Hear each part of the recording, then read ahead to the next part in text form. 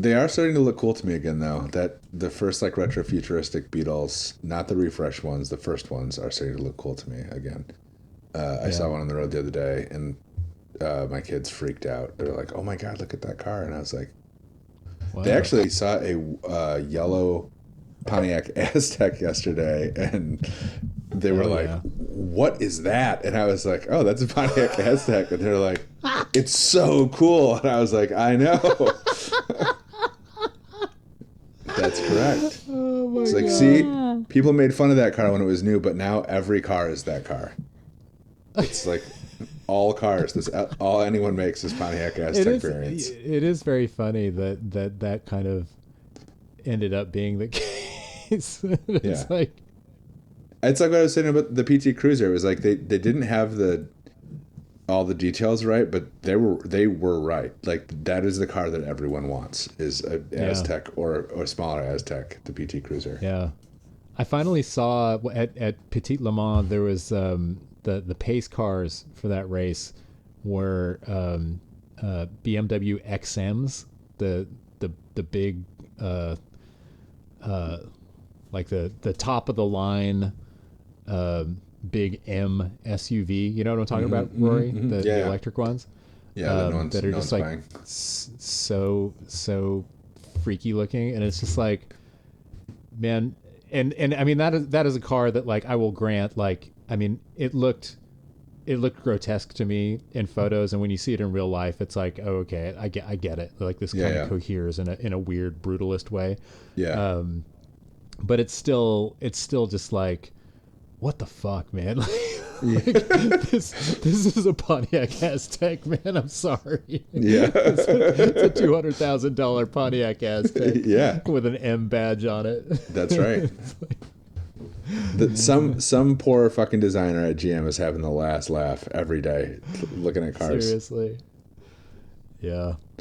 Well, the Aztec was one of the, I mean, to in defense of that designer, the Aztec was one of the most egregious examples of a GM car. I mean, this happens with a million Yeah, cars, yeah, but getting dumbed but down where from the. yeah, where the concept car, like, it was wild looking, but it you could see it. Like, it was like, it's like, oh, okay, that's kind of cool, right? It's a little Yeah, bit like, cartoony and weird and funky, but like, but it looked cool. And then, like, in the translation to, assembly line production ready thing, just the proportions got so yeah, skewed and yeah. everything got so thrown off, and it just, like, you end up with just like this incredibly awkward, fucked up looking thing that everybody in the world is just gonna laugh at. But um, but yeah, that's funny that your kids reacted to it though. Yeah, That's awesome. they're right. They're correct.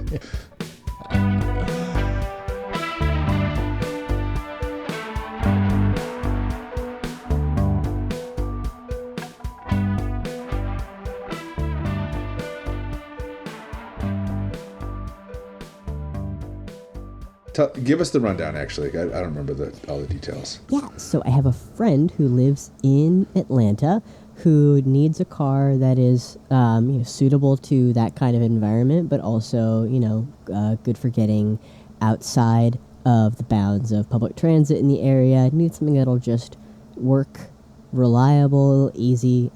Someone who drove a Honda and then a Hyundai and now is looking at replacing it with just another pretty easy sedan. Wants to go like up to 25K, maybe stretch it a little further, but doesn't want to get screwed by the dealership, or by like market forces getting weird after the election coming up. So that is why there's kind of like, I have to work on replacing the car sooner rather than later, and I don't want to get screwed over. And that's kind of the message that was brought to me. Yeah, and it's terrifying. I think, like, even I bought a lot of cars, and I think it gets is desensitized to it. But I talk to people all the time, like the terror of going to the dealership, which is like literally like one of the most anxiety ridden things a person can Yeah. do in their lives. Like, even like as like if you have money and good credit and all that stuff, it is still like you still walk into a dealer either in sheer terror or like in fight or flight. Like I'm gonna have to like detonate a bomb and run out of here to escape the situation. I don't. I mean, I think like that is like every single person. Then, like you said, like meeting someone on fucking Craigslist or Facebook Marketplace, not as bad. I would still rather get shot for cash that I brought to a car deal than like go into a dealer for any reason. Obviously, I think it's tough too because it's like, I mean, I used to, because 10 years ago I was apartment hunting on Craigslist and that was viable, and now like you can't, like every room for rent you see on Craigslist ever in the past, like I don't even just the past 5 years, it's just like everything is a scam, everything is someone taking your phone number, everything is like a yeah. Or like we were car shopping a little bit on there 5 years ago when I was replacing my Accord, and I don't know, there was a lot of what do they call it, curb something, where like a dealer pretends to be a private seller and they like Yeah. and they put the cars up, and you find out they actually have some, it's a lot somewhere and they're just sticking them on the sidewalk or whatever. But it's hard. I mean, everything is a scam now, and people I think are reasonably pretty afraid of like, do I have to go to the dealer just so I don't get screwed? But then like the dealership's going to fuck you a different way. Yeah. They're at least like accountable and they can't like disappear, but they will never help you. They will try to rob you and then fight you and not care. Be totally unresponsive. So a newish car under 25K, is that right? Maybe a CPO car. Looking at CarMax, which I will say is kind of a good idea. Under 20 would be nice, but willing to stretch to 25. I haven't looked at CarMax in Atlanta. Peter, you did some looking down there, right? I didn't look on CarMax. I just opened up Craigslist because that's much more fun for me. Yeah. All right. What do you got? Yeah, what did you see? Tell us about your observations. Well, I mean, I found a lot. It's funny because at when we were doing our last couple episodes where we were just talking about cars that we would recommend as an enthusiast car for the first time enthusiast buyer. One of the things that I did, and we just kind of like, we had so much to talk about that we didn't even get to it, but I just picked like a kind of environmentally friendly to automobiles locale, and I just picked Denver because cars in Denver go for a long time. And I would have confidence buying a used car there, generally speaking, at least all else being equal. And so I just like, I spent half an hour just like looking through stuff on Denver Craigslist and just, like opened up, 20 tabs of, of just like great cars. But then I basically just did the same thing for Atlanta just now. And yeah, no, there's all kinds of great stuff. Now this all of this comes with the caveat that it is Craigslist. Although, I mean, the one thing with Craigslist, especially when you search for owner cars, it is pretty, I think, maybe I have a trained eye just from having stared at Craigslist ads for, 15 or 20 years. But I feel like it's pretty, you can usually tell when something is bogus, is sketchy. Yeah.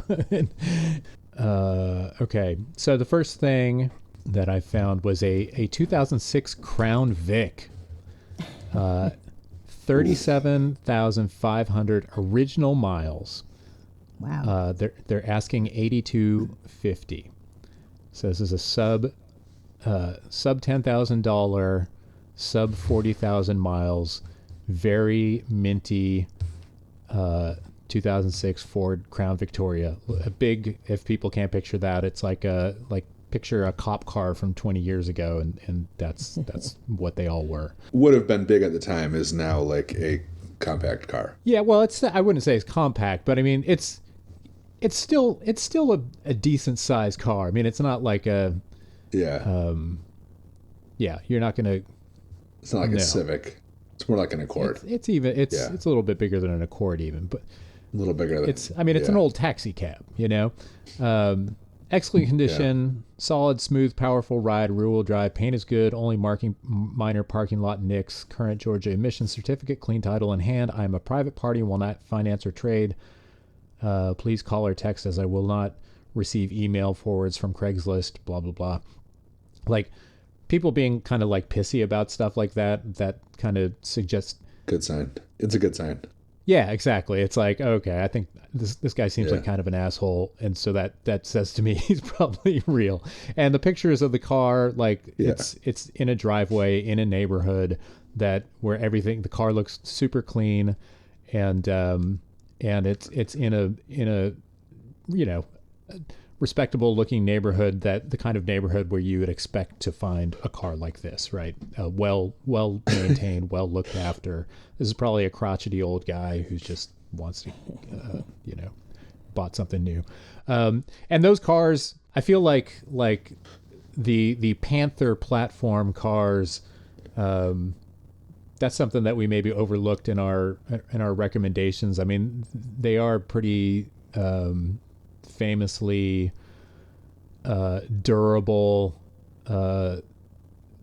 reasonably simple. I mean, for a modern car, they're kind of like, they're one of the last of the kind of old school, just big American body on frame, rear wheel drive, comfortable cars. I mean, that's yeah, and the genre of yeah, so that's one that I would kind of recommend without hesitation. It's kind of tempting. I look at it and I just go, oh man, what am I doing? What am I doing? Why am I not driving a Crown Vic? So that's a sweet one. Next up, we've got a 93 Ford F-150 Super Cab, $6,200. Again, very similar kind of photos look legit in a neighborhood, on a kind of neighborhood where you expect to see it. Truck looks pretty good. 225,000 miles on the odometer. Engine was swapped out for a 95 Mustang 5.0 and had 150K on it. This is a great truck, blah, blah, blah.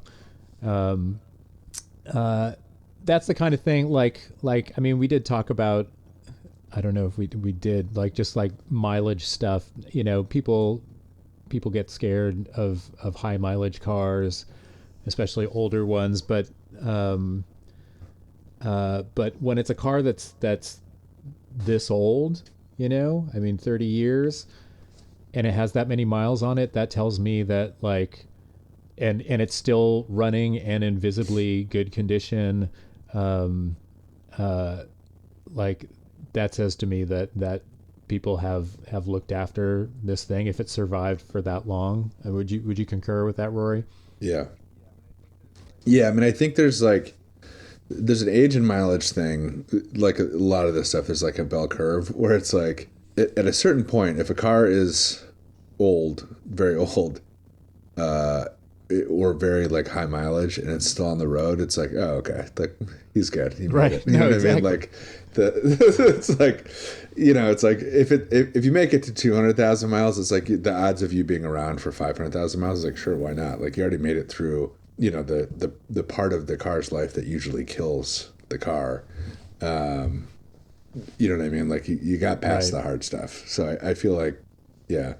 Yeah. And especially like in a place like Atlanta where you don't really have to worry about rust, and it's like in this car, like this truck, it looks, the paint is faded, it's kind of worn away in places, but it's like it doesn't look shitty, it just looks kind of weathered, which would be consistent with just a truck that's just been used for 30 years.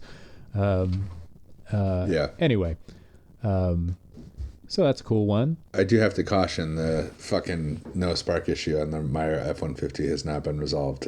It's been an excellent car for me, but I can't figure this thing out. I think I did figure it out. It's just something I don't want to do. I think it's the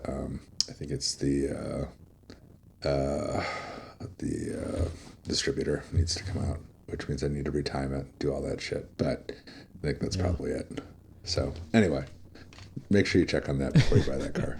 And again, I mean, this is not like not something that I would particularly recommend earnestly to Maddie's friend, unless they wanted like they wanted like a big burly truck, but just saying, just as in terms of just kind of like getting a sense of what's out there. What's for around. other people who might be looking for Yeah. stuff. This next one's kind of a silly wild card, but if you're looking to, if you've got $25,000 to spend,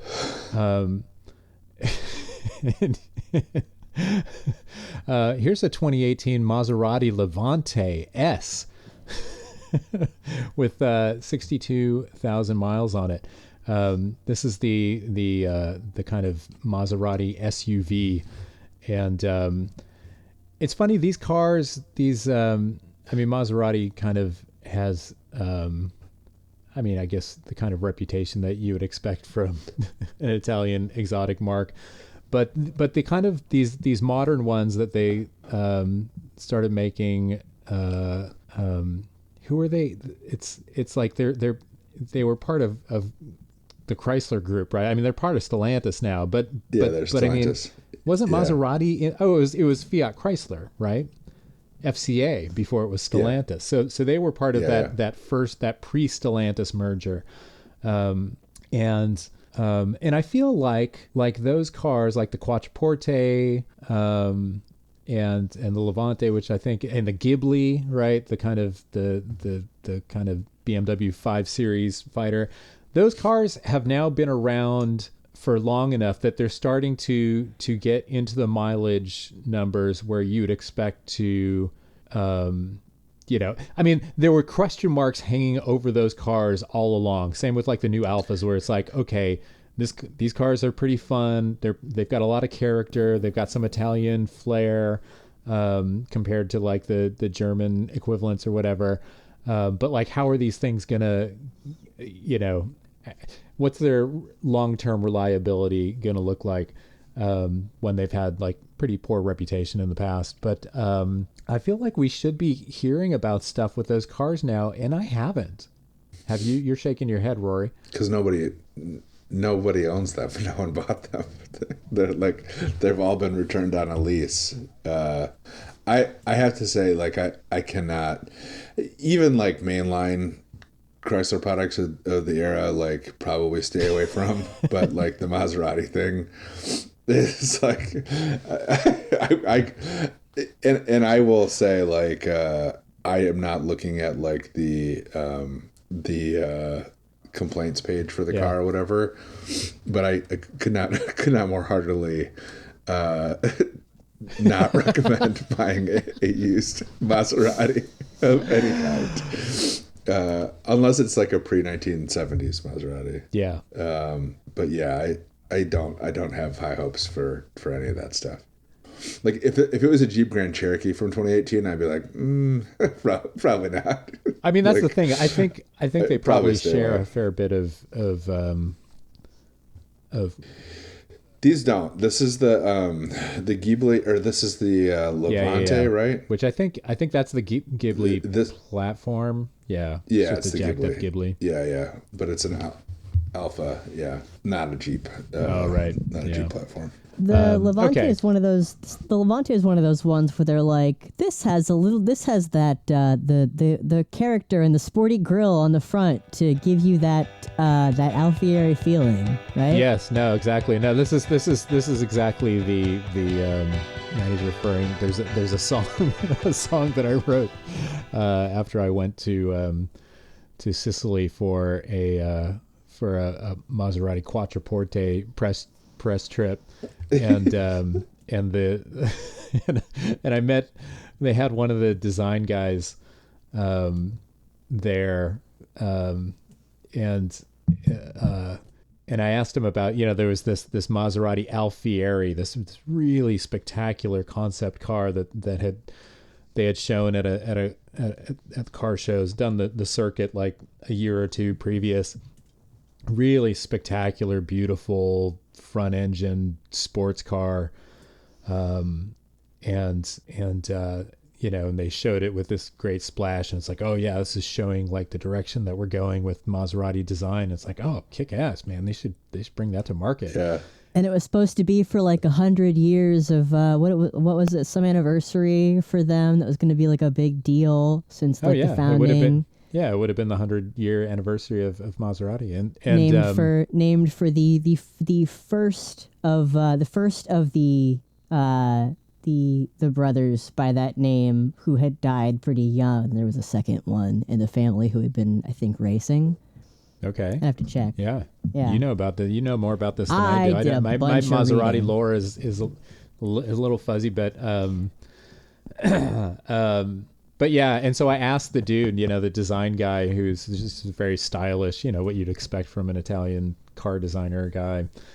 And I said, hey man, what's going on with that Alfieri? You ever going to see that? And he was just like, I walk past it every day on my way into the office. Like, the cars, they had it in the lobby of the building where the design department is, and he just like, he got this really kind of distant look, and you could just tell like it bummed him out so fucking much that like that his job was basically to take the design cues from this beautiful sports car and figure out a way to shoehorn it onto like like the SUV, the crossover that they're bringing to market. It's just like, oh dude, I feel bad for you. I'm gonna write you a song. It's a good song. Yeah, I found it. Okay, so in 2014, the Maserati went to Geneva to say they were going to celebrate their 100th year with the Alfieri, which was named for Alfieri Maserati, the middle son of the family, who was a mechanic and had won a number of races in their cars, and he died in 1932 of complications from a crash he'd suffered in a race. But he was the second Alfieri Maserati. He was named after his brother who had died in infancy the year before. So actually kind of a cursed name. A lot of ghosts when you talk about the Alfieri, two guys and the car. So there you go. Interesting. Okay, so maybe an ixnay on the Maserati May. Yeah, I'd probably skip that one. It's still fun to think about. I mean, by all means, someone should buy that car, just not anybody we know or care about. Yeah, and you shouldn't spend $25,000 on it either. I think they say asking 25.9 or reasonable offer. So make him an offer. 12. 5. Yeah. Okay. Well, if that era Chrysler doesn't pass muster with you, Rory, what would you say to a 2009 PT Cruiser? Very nice, $3,300. 121,000 miles, brand new parts, brand new tires, brakes, water pump, radiator, fan, thermostat, timing belt, spark plugs, and emissions. What's the price? $3,300. Yeah. I don't know. I always worry about those cars where it's like, I just put in like $5,000 to the car and did everything on it, and now I'm suffering it. It's like, what did the mechanic discover while he was in there? And he was like, by the way, the block is cracked. That's the kind of thing where like the price is so low that it makes me nervous. Where it's like, why don't you think you can get more for this? It's 2009. It's got like, I paid twice that for a Honda Accord. And that was in 2000 and what? It was 10 years ago. I paid twice that for a Honda Accord with that mileage. But it was an Accord. Tires, brakes, water pump, radiator, fan, thermostat, timing belt, spark plugs, and emissions. That's more than $3,000 worth of work if you're not doing it yourself. That's what I'm saying. Somebody did all that, and their mechanic was like, by the way, the transmission's making a really weird noise. You got to get rid of this thing. Or like, by the way, see this hairline crack in the block? Yeah. That's a you need a new engine, and that's probably what happened. I do have some affection for the PT Cruiser because it is a terrible car, very goofy looking, I but such a weird thing for Chrysler to have built. I It's like that weird little retro phase. Yeah, no, it was that the fin de siècle, everything old is new again. We're gonna just do postmodern pastiches of past cars. Yeah.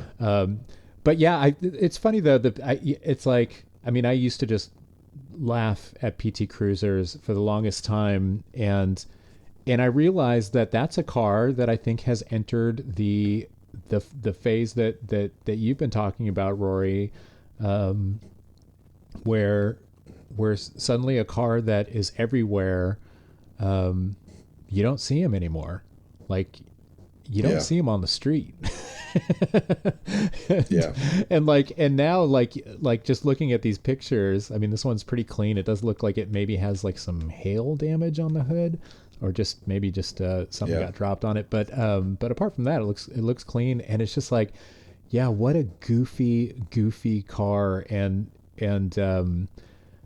now that they're pretty rare on the road, I think like that goofiness really shines through in kind of an endearing way.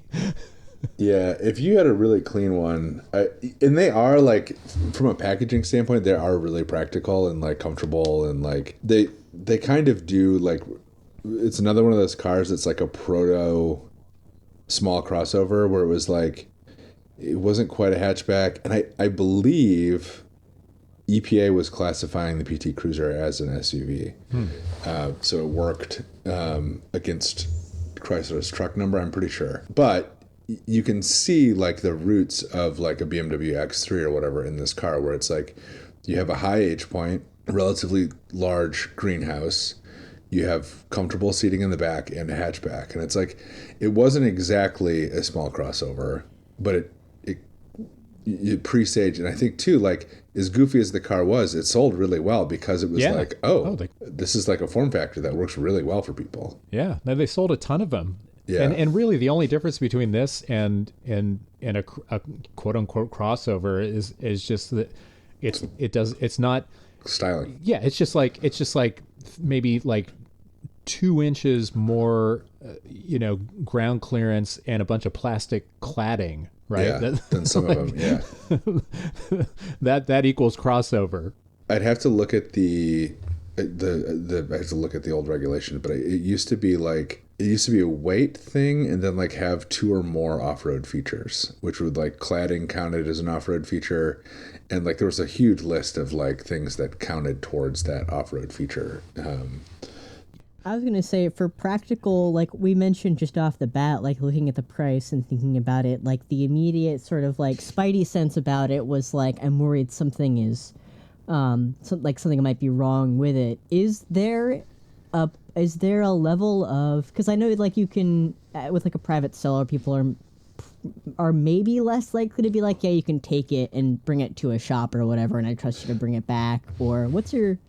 In my experience, getting a pre-purchase inspection is pretty easy, and I think like most sellers, if a seller won't agree to a pre-purchase inspection, you're done talking to them. Period. Yeah, exactly. Yeah. That's now we're getting practical. Okay, that's a pretty surefire red flag. Yeah, if they're not willing to go along with that, or accompany you to it, or whatever.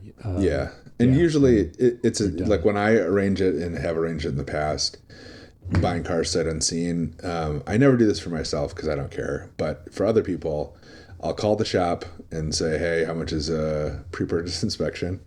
And then I'll call the seller and say, hey, you have an appointment at this shop. Can you make it there by 1:00 on Friday? They drop the car off, and then they send me a copy of the pre-purchase inspection to the mechanic, or I'll call the mechanic, and the mechanic will talk me through it over the phone, and then I'll call the buyer and say either like yes or no. And now that I'm saying this, I've done this so many times for different people. where I've been like the intermediary between a seller, a mechanic, and a buyer, and then like gone back to the seller and been like, hey, they'll take the car. They need to knock $500 off the price because it needs brakes or whatever. But yeah, I would say, I don't know. It's still, to me, it's still suspicious, the level of work done to the car and then to sell it. You do encounter this a lot on Craigslist where it's like 100 new parts, tons of work done, and then they're selling the car. But it's like either the person is flipping the car, they got it for free, and they put a bunch of work into it and they're trying to make some money on it, which is like, okay, that's a good situation. Or, like I said, they took it to a mechanic. The mechanic took all of their money and then said, oh, by the way, this car is miles away from a catastrophic failure and you need to get it out of here. But either way, just like that's a huge red flag to me. Yeah. Yeah. Before we move on from the PT Cruiser, just a little, you know who drove a PT Cruiser for a while? Who? Steve Albini. Oh wow! Really? You know what? That sounds right. That feels right. Yeah. I always just thought that was really funny. Yeah. Why not? Of course. Okay. Ooh, look at this. Moving on. 1992 Mustang 5.0 LX hatch. $12,900. This is a classic Fox body Mustang. This one has been treated to a pretty Wild, pretty dramatic paint job. That it's black and gold. The sides, kind of from the kind of waistline down, or kind of like the crease that goes along the belt line of the car. It's gold, and then the above that and the roof and greenhouse are all black. But then you also have like the hood has a gold stripe, and also the spoiler on the back is gold, and also for some reason the fuel filler cap is painted black, like on the side of the car, like in an otherwise gold panel. So it's a very strong vibe. It looks like packaging, like the color palette on like an old, like if you've ever bought like a blank camcorder tape, it's that kind of like tan, black, red, like it's like that kind of palette. I think it looks fucking sick, honestly. The look of this thing to me is very cool. Go ahead. Yeah, go ahead. I was going to say, it looks a little confused. I feel like the person who conceived of this paint job is maybe not a car person, but just kind of picked like, we'll do this color and that color, and we'll just kind of mix it up. And see, I think they are a car person. I mentioned this yesterday in the video that's going to come out on the Lada, but there's a phenomena in car building and in among car people where it's like you can spend too much time in the shop with a can of spray paint, or like it's just so easy to overdo something when you're building a car, like when you're painting it or whatever. And this is like, I can see how this shit happened. And it's like, it is in my mind, this is pretty unfortunate looking. Like the bad thing about it, I mean, obviously, first of all, this car is someone's baby. Like, it is incredibly good shape, well cared for underneath, under the hood. I mean, someone is really, the interior is spotless. It's a nice car. There's a specific parenthetical that it has never been a race car, never abused in the description. Yeah. I am a little worried this upgraded to a rebuilt 4WR70 with US shift overdrive electronics. To me, that's a little bit scary. That sounds like something that you're going to always end up like adjusting and working on. It says that the transmission shift points can be easily changed with a CD software / included. And it's like, yeah, man, can you just like, can we just program the shift points and just just have it set at like where you would want those to be and not have at to normal. change it. Yeah. Yeah, Just put them at normal and be done. Put it in normal mode for me. Would you guys recommend then kind of looking at the description like this is maybe a better fit for someone who kind of knows their way around like having to manage something like that more so than like For a sure. casual No, this, This this is a car for somebody who is an enthusiast, who really likes Fox body Mustangs, who isn't put off by this particular paint. This very Situation. distinctive paint job. I remain the biggest possible supporter of the paint job. I think I like it. I honestly think the paint job, if you were to take the trunk lid off and paint that all black, it would be so much better. The big issue that this paint job has, I hope listeners are able to see this, is that the two-tone thing is bad. But if it wasn't for the hatch little wing thing also being gold, that just totally breaks up it's like a weird it totally disrupts the line of the car, like it's very confusing. Paint the spoiler black to match the top of the car, get rid of the gold stripe on the hood, paint the hood black, and then have just the top side of the car be black and the lower half of the car be gold, and then you're fine. You know, then it's like it's still an acquired taste, but it would at least not look confused. It's got a bunch of kind of custom parts but yeah, for sure, if this is a car for a particular buyer. The one thing that cracks me up, though, I have to say about this car is the interior photos. And this is, what is it, a 92 Mustang. When did they change to the next body style? Was that like 94, 95? I think 95, yeah. Fox body up through 94. Yeah. So it's an automatic, and the shifter in between, its console shifter in between the seats, it's the exact same part that was in my mom's 1974 Pinto when I was a child. And it's so funny because that shifter with the little push button on the side, there were so many cars that shifter went into, and up to and including like some really like pretty fancy Italian exotic cars that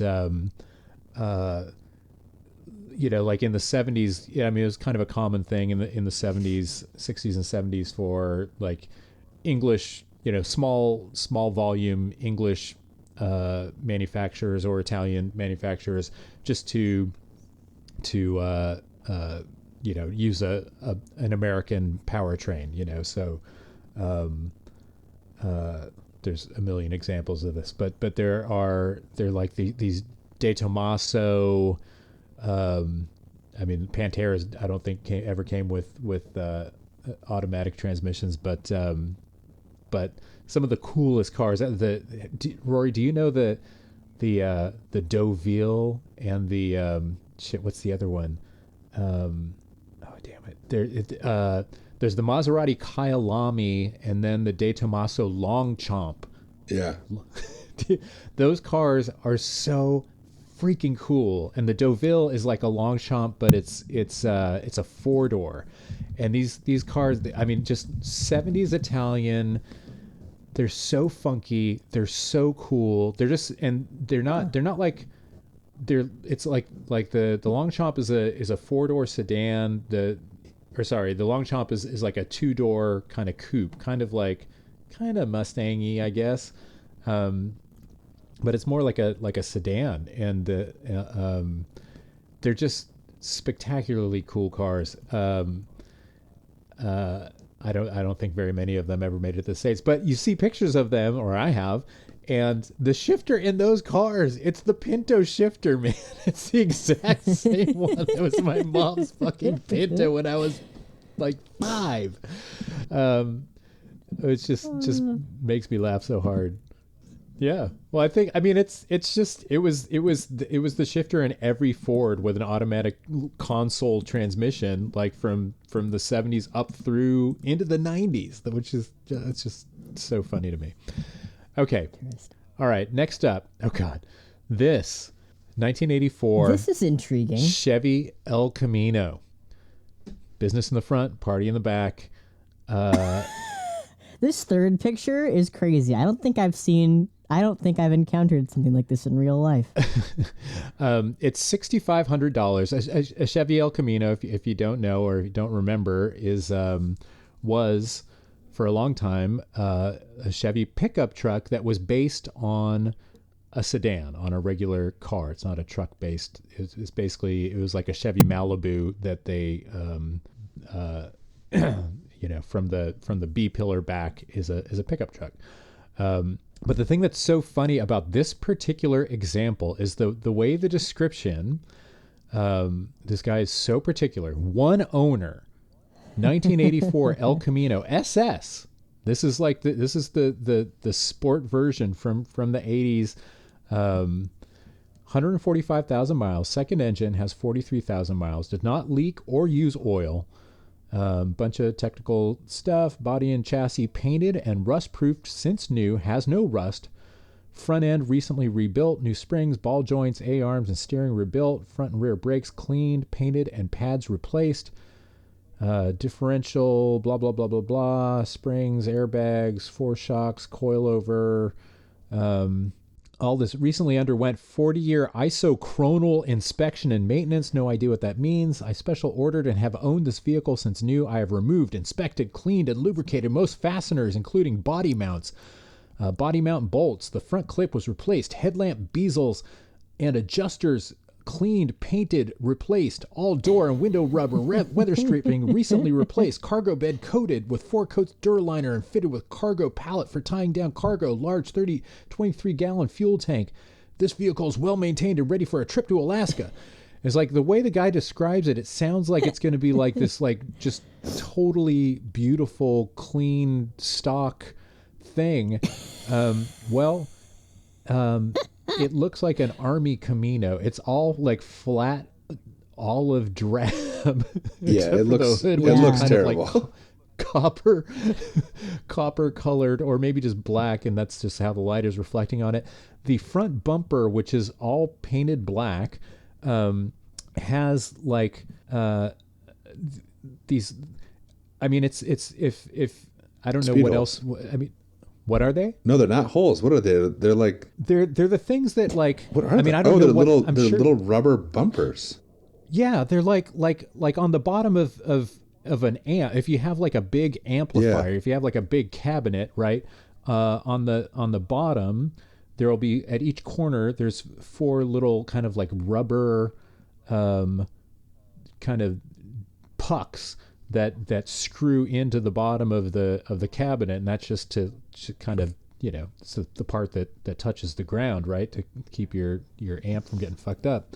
Well, this guy has like 1, 2, 3, 4, 5, 6, 7, 8, 9, 10, 11, 12, 13, 14, 15, 16 of them strewn all around the front bumper. So like the bumper's not enough. He has little rubber bumpers on his bumper. For your bumper. It's so Good job. weird. I heard you like bumpers. There's The like whole zip thing- ties in the steering collum. The wiring harness is all fucking like torn up and like it's Well, like butt connectors and everywhere. You can see the shifter. This is like a automatic transmission where the shifter is on the column. But he talks about how everything has been so meticulously cleaned and painted and polished or whatever, and it's like the fucking column shifter, which is a chrome So like rusty as arm. shit. There's like rust, like visible rust on it. So okay, Rory, you know how you were saying so like you should buy a confusing. car from an engineer and not from a mechanic? Is this ringing that alarm? Do you want to hear my theory on this car? Yeah. This guy owns multiple El Caminos, and he uploaded the wrong pictures for this ad.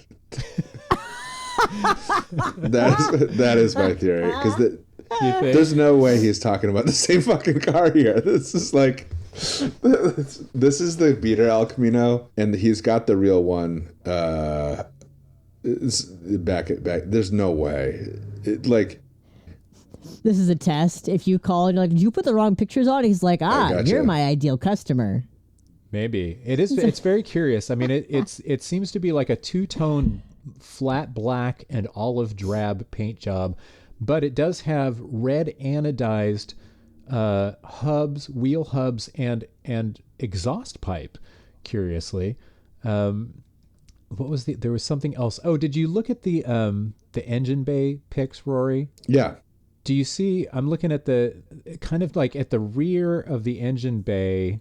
There's what looks like, I don't even know what you call that stuff, like that foam that you spray, the fucking like spray foam. Yeah, like that, insulation foam. yeah. Like, what the fuck? I don't. I think there were cars where that was used, or some form of that was used to like seal gaps or whatever.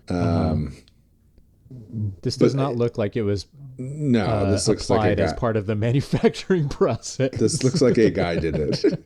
Because the wiring all throughout the engine is pretty haphazard, hacked, and sketchy looking too. Yeah, I don't either. Well, okay, so either this is the guy is talking about a different car, which is still kind of my theory, or he is an absolute wild man, and it would be fun to go just talk to him about this stuff. I want to drive to Alaska with him in this thing. Yeah, I mean, God, this is so weird. Now I'm looking like more under in the engine bay. I mean, this is really compelling build, man. 4 coats of Duraliner on the bed. I mean, how much is this thing? $6,500. For $500, I'd be like, well, let's go get it.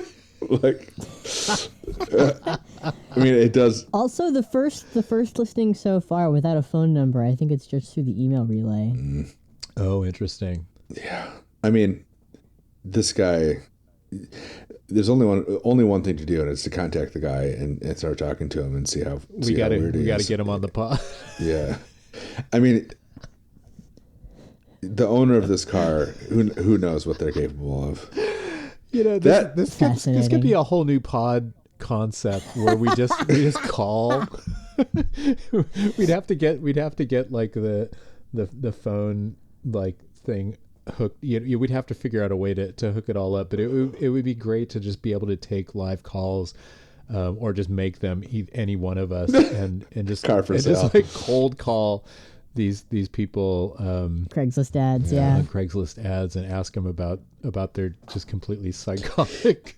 This is so weird, and too, I mean, I'm sure this did not escape your notice, but the fact that the car is filthy inside and has like there's like stuff in the passenger food seat. containers in the passenger seat.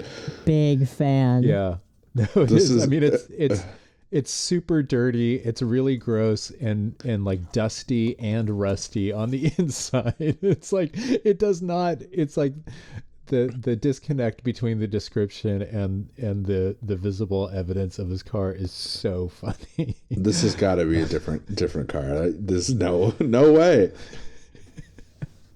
I think it actually is it. I think this guy is just. I think he's a little nutty. Condition excellent. Yeah. Okay. Yeah, I'm gonna have to disagree with you there on that one. Has no rust. It's like, dude, there's rust on the.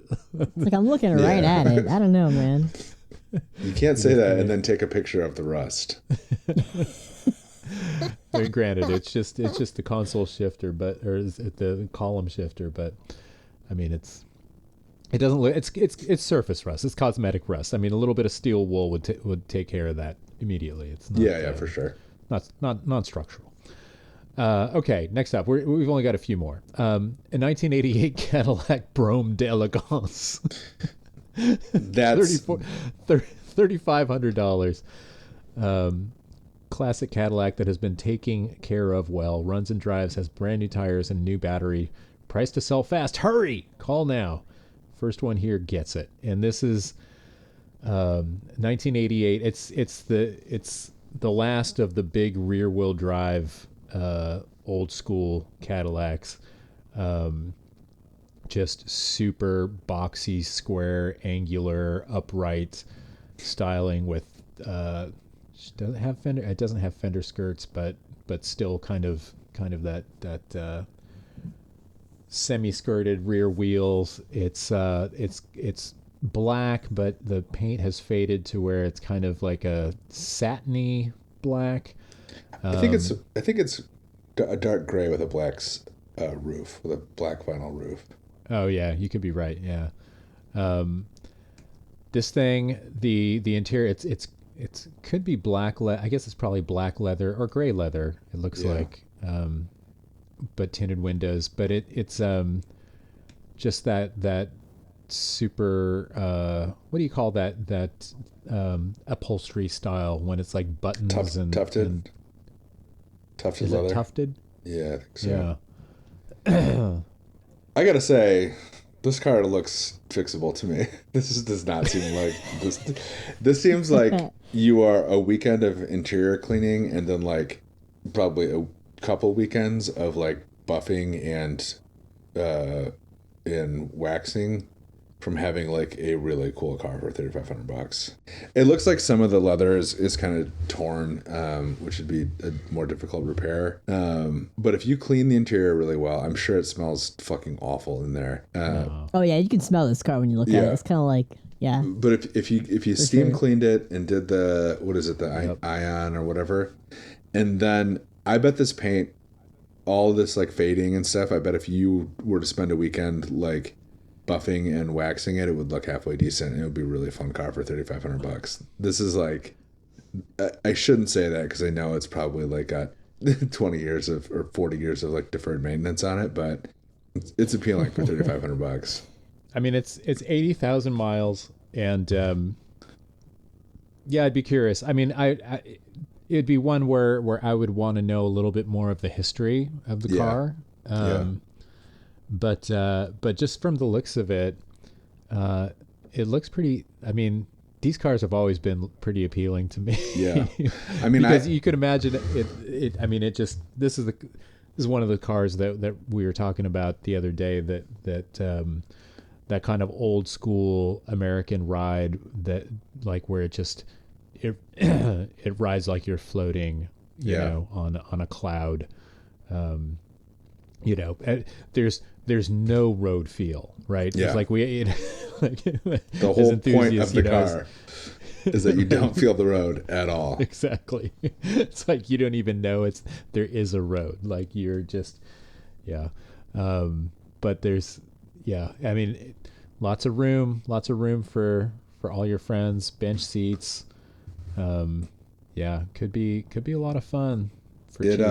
I think I have a picture of Detroit, the train station, with I think this exact car in front of it, and it's like a massive.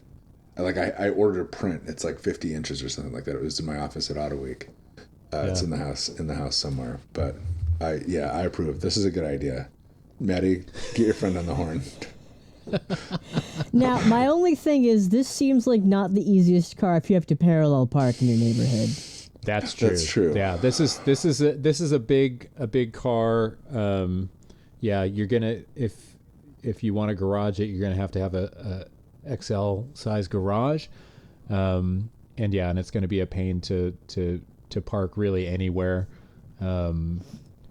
This is more like if you're living in the suburbs and you don't want to be doing a lot of kind of close quarters fighting with this.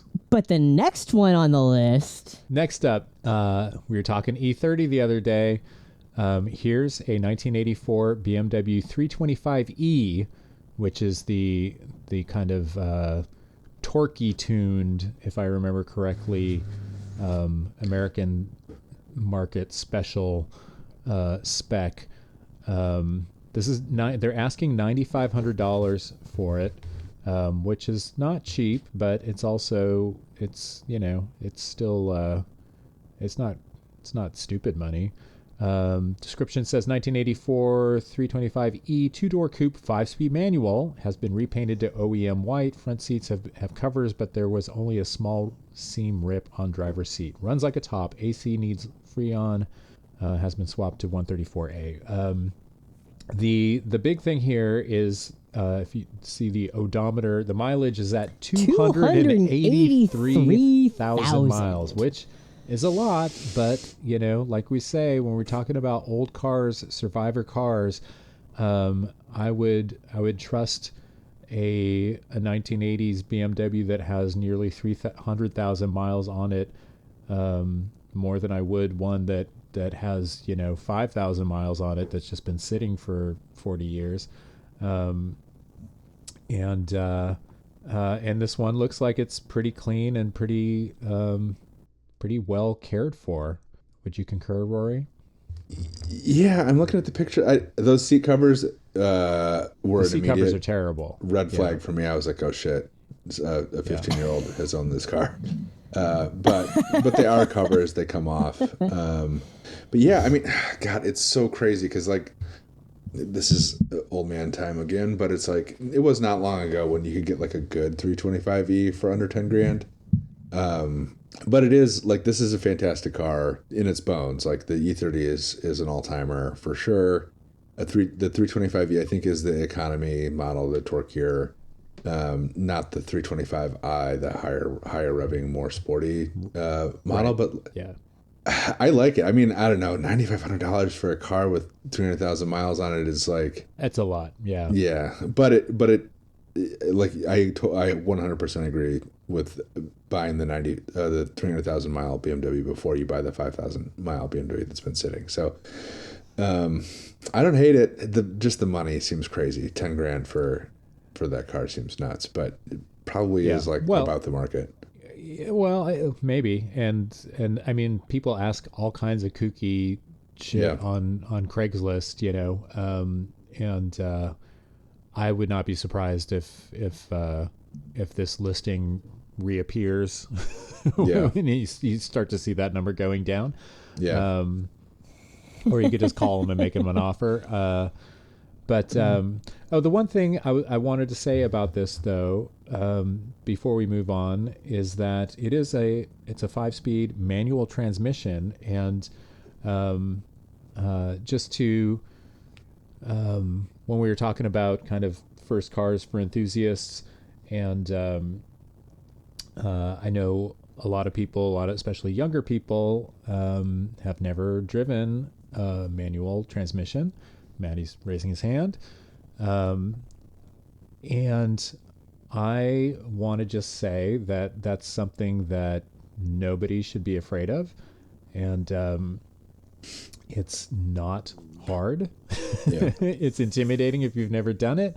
But it's very intimidating. It's extremely intimidating. Well, I mean, the thing for me, I mean, just the way I learned how to drive a stick, and I mean, I was a nerd. I was a car nerd, all through my adolescence and teen years, and so I had a good idea of how it worked. It's like, yeah, you press down the pedal and then you shift the gears, and I know how a H pattern works, and I would just pretend, that I would, I'd get a pencil and just row through the gears, and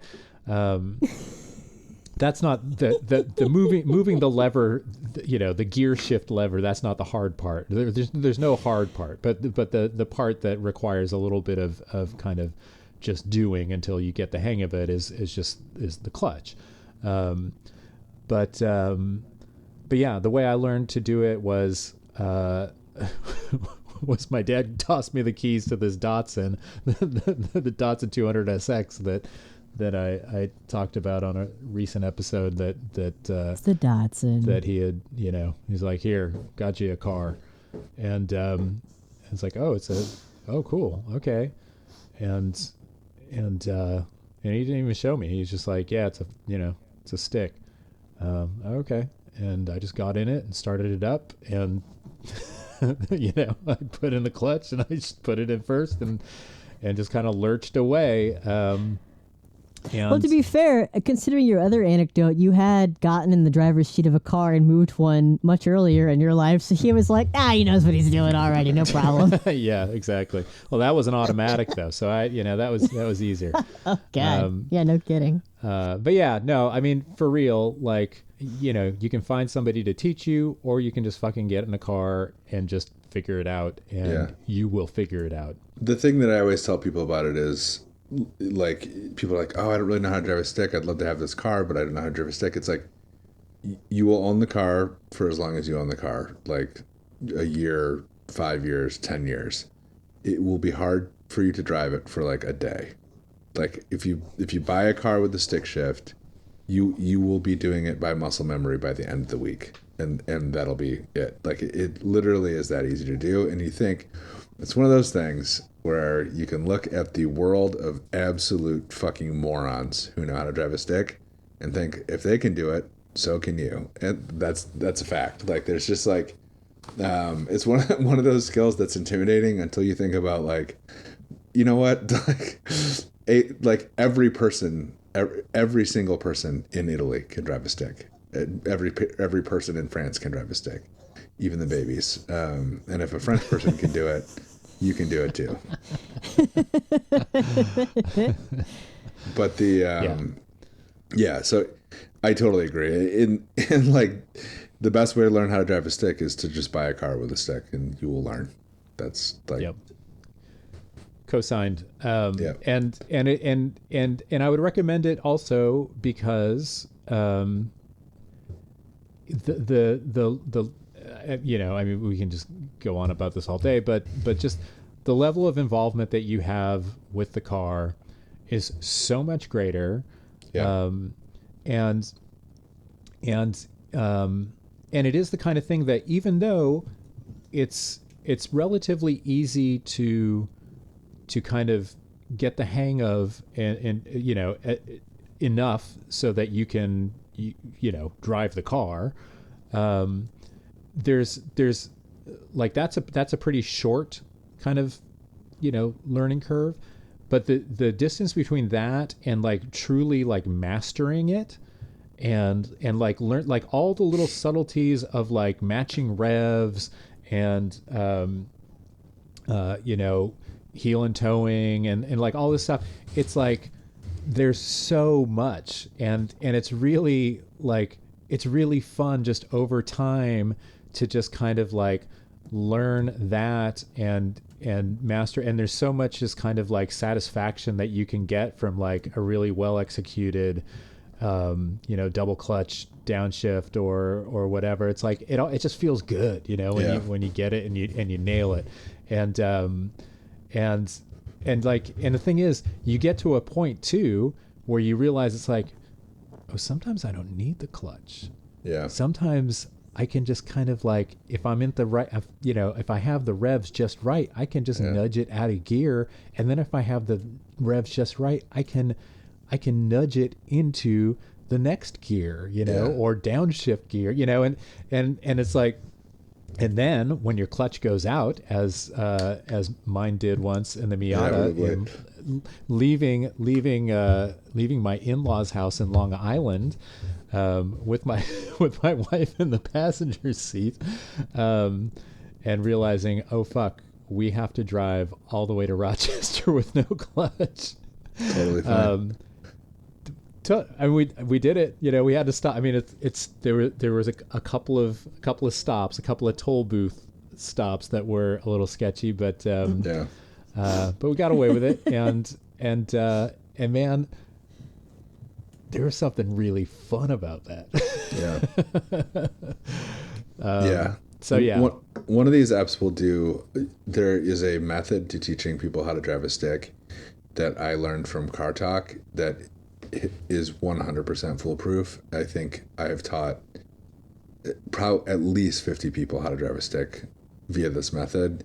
It's like teaching people to drive a stick is scary, kind of, because people get intimidated, and like if they fuck up, they get scared, and it's like it's hard to teach until you learn the method, and then it is like you can teach anyone to drive a stick in 30 minutes, and it's like it was on Car Talk. I don't know how more people don't know it, but Huh. I even had a really hard time learning when I was a kid. Because my dad was just sitting in the passenger seat screaming at me, trying to explain what he thought was the method. Yeah. But this Car Talk method, we'll do it on a different episode because this is already running long. But 100% foolproof. And I will say, if you're a listener and you want to learn how to drive a stick, or if you're Maddie and you want to learn how to drive a stick and get access to a stick car, I can do it over FaceTime. I bet I can do it on the phone.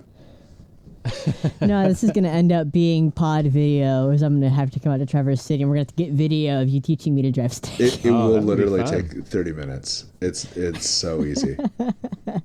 Yeah. I think that'd be fun. That'd be Yeah. fun pod activities. Yeah. Is, Yeah. is you two and the cameraman and me learning how to drive stick. Yeah, we'll put It'd be fun. a Patreon level of maybe, I don't know, $50, and I'll fly to your town and teach you how to drive a stick and buy you lunch, and then get on the plane and fly back. I actually 100% will do that. I think I have enough airline miles to do that for free. Oh man, that's funny. I'm curious about the method. It's funny because it's something that I have that's been on my mind just because I know at some point I'm going to be teaching somebody how to drive, and my true. daughter, who's now man. 3 years away from driving. Coming up faster than you think, man. fucking That's my crazy is sister that? right now, and yeah. But she's definitely going to learn how to drive a stick, and I just because I want to arm her with that knowledge, and Yeah, it of would course. just, it's so rare at this point. It would just be kind of a fun party trick for her, but thinking about just like, oh, how would I actually teach this? And I kind of have an idea of like the approach that I would take with it, other than just tossing her the keys and saying sink or swim, kid.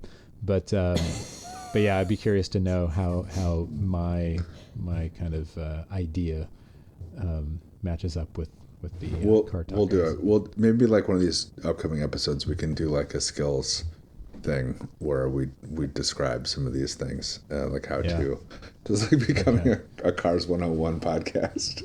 Right. No, it's listen. If you're gonna transition from being just like kind of interested in cars to being more of an enthusiast, I think a lot of the skill stuff is like feels like a big barrier. Yeah. So making that smaller I'm gonna is- do a vocal description of how to weld.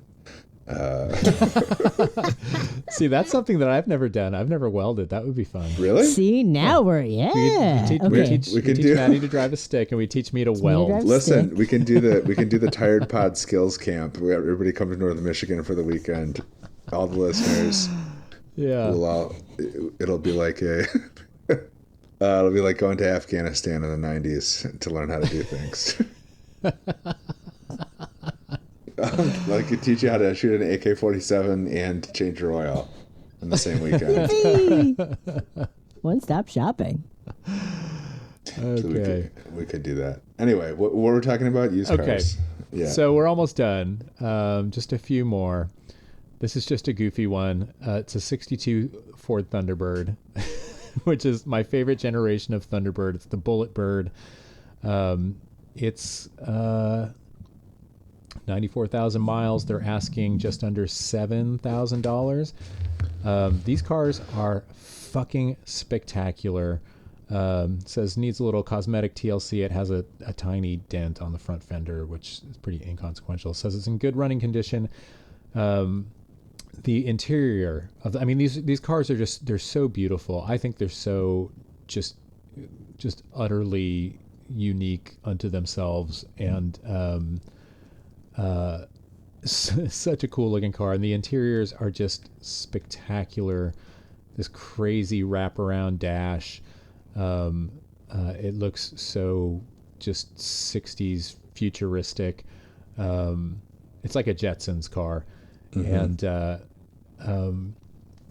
years ago, when I still lived in Cali, this was in the 90s, there was one for sale in my neighborhood, and I think they were asking $2,500, the magic number, even then, $2,500. And I was like, fuck, man, I want that car. I was driving like a 81 Honda Accord at the time. And I'm like, um, I'm gonna go talk to this guy. And so I drove it around the neighborhood, and it had, there's two engines in this generation of Thunderbird, and the kind of ones that followed for a while. There's a 390 cubic inch V8, which is a big V8, and then there was a 460 cubic inch V8, which is a gargantuan V8. This one had 390, the smaller engine, quote unquote, and as I drove it around the neighborhood, just the neighborhood. So I mean, not even the open road. Just I mean, I'm in a residential neighborhood, and I could literally see the gas needle physically moving as I'm driving. and I was, boy. I mean, I was substitute teaching at the time. You know, I was driving from like Laverne to Chino to substitute teach in the morning, and it's just like I could afford the car. The gas Not would the bankrupt gas. me. There's Yeah. no way I Nah, could. And that no was shot. that was as close as I ever came to buying a 62 Thunderbird. But man, I still want one, and this one is beautiful, and it's $7,000. A 1998 Mitsubishi 3000 GT, super cool. This was one of the twins. There was the Mitsubishi 3000 GT, and then there was the Dodge Stealth, which was an almost identical car. It's a few kind of styling differences. This one is the non-turbo. I mean, the top kind of the top shelf versions of these cars were just like technological tour de forces. Everything Rear wheel steering, twin turbo. Yeah, four-wheel drive, twin turbo, intercooled, 4 valves per cylinder. Yeah, four-wheel steering. Like, they were bonkers, right? This one is non-turbo, manual transmission. I think it doesn't have a lot of that kooky stuff, but I think actually that would kind of work in your favor in terms of just like fewer issues. Seems to, I mean, again, like, just from the description, you can tell, you know, the guy kind of talks about his history with the car. He acquired it to replace a 3000 GT 95 one that he drove over 200,000 miles and then lost in an accident. This guy probably was maintaining the car throughout the course of his ownership. And it's like, there's a reason to do that stuff with a 3000 GT. There's no reason on earth to do that with a dented PT Cruiser. You know what I mean? Like, exactly. This guy this guy was not making a good financial decision by doing all that work on the car, but he could have convinced himself that he was. Right. Yeah. And he says he has to sell the car to cover some house repair expenses, which, like, yeah, if you've ever owned a house, you know how that can happen. So yeah, I would say that this is probably pretty trustworthy and kind of probably a good deal. I mean, we're on record as saying don't buy any car as an investment, but I feel like this is a car that you're not going to lose money on. Yeah. Well, I mean, unless maybe something catastrophic goes wrong with it, but yeah. I mean, it looks. I mean, it's 130,000 miles. It looks really clean, and dude has done a fair bit of work on it, and seems like he knows and loves the cars. So yeah, yeah, I would say fun, this is okay. Fun, sporty car. These are front wheel drive though, the lesser ones, right? Oh, are they? I believe so. they are. Yeah, I think they are. Let me look. That's always been kind of a. Let's see. I know that the Eclipses are front wheel drive, but I always thought that these were rear. Are they not? Dodge. No, they're definitely not rear. They're either all wheel drive or front wheel drive. Yeah, front wheel drive. Oh. That kind of changes it for me. Yeah. Interesting. I mean, they're Yeah. still cool, and it still looks awesome. I mean, they still look super wild. They have like that almost supercar profile. But yeah, it's a transverse front drive. Oh, funny. I never knew that. That's huh. Interesting. Okay. Well, maybe that. Well, fuck them. Maybe. Fuck them. Yeah, fuck that car. Yeah. Don't buy that one. No, Front I wheel think it'd be fine. Yeah. Yeah, maybe we could do an episode on the differences between front and rear wheel drive for people. It's actually, yeah. I don't. I think to me, it's like I don't have obviously I don't have a problem with front wheel drive cars. It's like this car looks so rear wheel drive that the fact that it's front wheel that's drive the is thing. kind of goofy. Yeah, exactly. Okay. Well, they only want $6,500 for it. Yeah. Yeah. Second to last, we've got a 1987 convertible Corvette. This is another one that I didn't have a chance to get to on our kind of enthusiast car recommendations. I feel like a C4, C5, C6 Corvettes. Those are all so cool. I know C4s like have some problematic some issues, but like the later ones, like the earlier ones, they debuted as a 83 and a half, 84 model year car, and the early ones were really the suspensions were insanely stiff and uncomfortable, but I think they kind of like dialed up the compliance into it. Not sure where the 87 would fit on that, sit on that progression, but it is early enough that it still has the totally insane, goofy digital dashboard that I feel like if you're buying one of these cars, you really that's kind of worth the price of admission alone. Yeah. And I mean, they're asking, like, this is a super low mileage example, 27,000 miles, selling for his dad, and who doesn't drive much anymore, and but they're asking $20,000 for it, which is absurd. Well, he does say he would be willing to work slightly for the right person, right? Which could be me. Could be me. Yeah. Yeah. Like The thing is that. Go ahead, Rory. I'll give you $5,000 for it. Am I the right person? Am I the That's $5,000 a little person? more realistic. Yeah. I mean, this does look really nice, though. Yeah. Those cars, man, the C4, I think, I don't know, like if people today realize like how,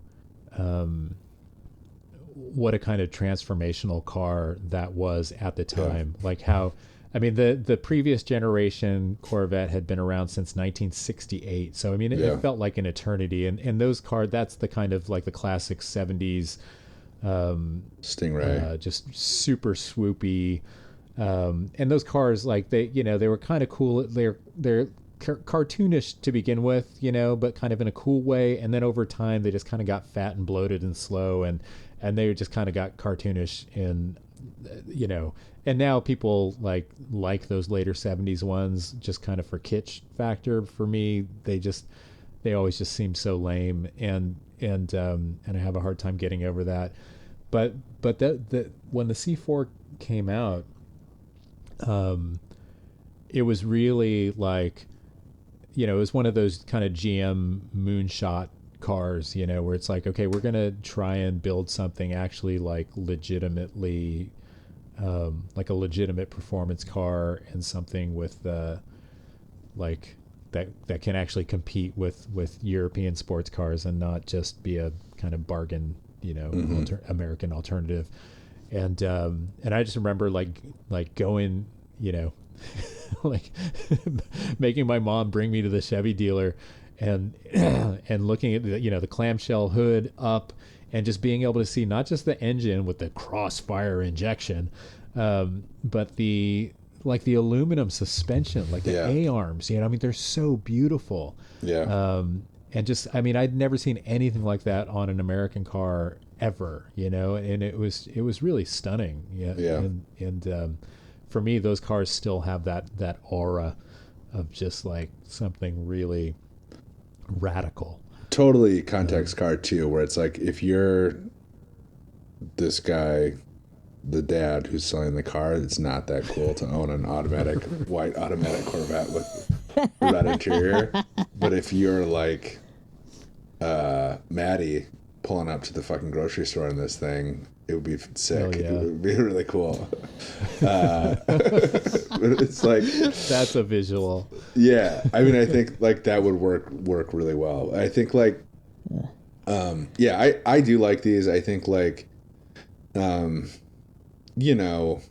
they are lesser cars to drive, I think, than the newer Corvettes. Like Corvettes just kind of, this was like the starting point of Corvettes becoming good to drive again after the C2.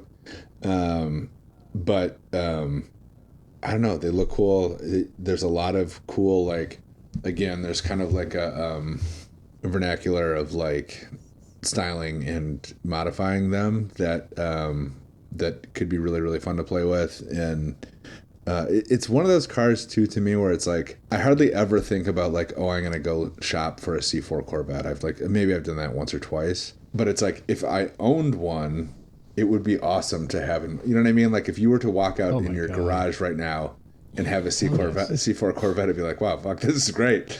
You know what I mean? It's like I wouldn't seek it out, but if I were to go in my garage right now and there was my C4 Corvette, I'd be very excited about it. There's a lot of cars like that where it's like, it wouldn't really cross my mind to get, but if I did have one, I'd be like, oh man, this is very, very funny. Very, very fun. Yeah. Totally. Yeah. Yeah. Same. C4s. Okay. Last one, and the car that I would actually, like, in all seriousness, recommend to your friend Maddie. Yes. 2020 Toyota Corolla LE. It's beautiful. So fucking cruel to make her sit through this entire episode of terrible advice to get to the final boss of like, yeah, just buy a fucking Corolla. $14,999. It's a $15,000 2020 Corolla.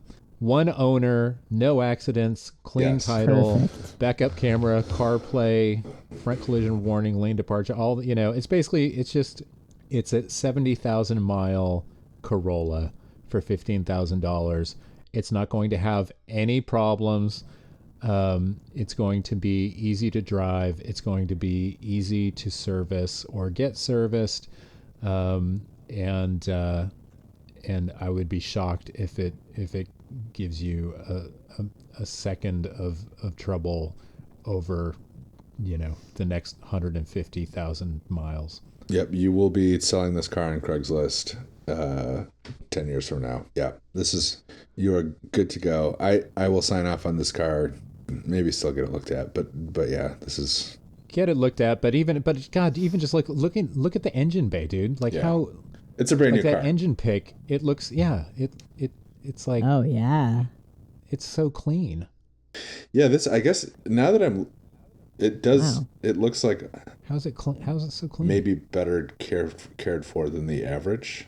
I think they had this car detailed before they took pictures of it, because that engine bay is just absurdly clean, and the interior looks like brand new.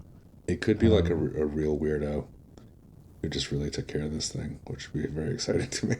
Yeah, as someone driving a Corolla LE that's 10 years older than this, yeah, that looks nice. And see, the dash isn't like crazy for like a 2020 car. Like it's got the screen and stuff, but it's still pretty like chill.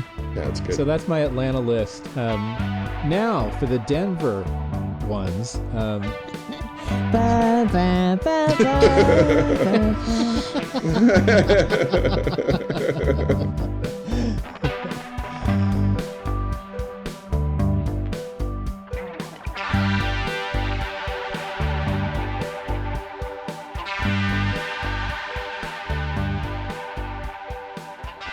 Stay tired. Stay tired. Stay tired.